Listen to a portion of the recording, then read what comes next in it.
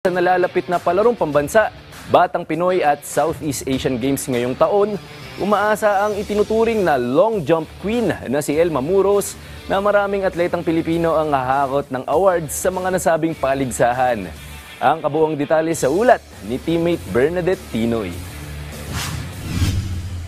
Sa nalalapit ng pagsisimula ng Philippine Athletics Track and Field Association o PATAFA Weekly Relay ngayong taon at ang kalawatan ng track and field event sa bansa, patuloy ang pagpapamalas ng galing ng mga Pilipinong atleta, lalong-lalo na sa grassroots level.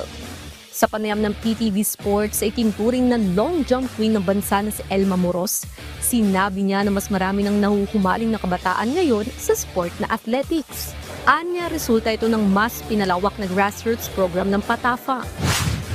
So maganda yan. It means na talagang nag-ano na sila, yung nai-inspired na sila na gusto na nila talagang ilabas siguro yung galing talaga nila para next generation, para sa ating mga new representative ng ating bansang Pilipinas.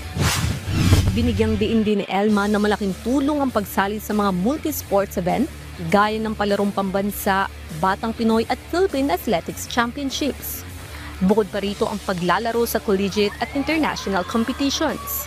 Samantala, sa kanyang karera, hawak ni Elma ang 15 gintong medalya sa Southeast Asian Games, kaya umaasa siyang marami ring Pinoy athletes ang makakasalang at hahakot ng awards sa paparating na SEA Games ngayong Disyembre.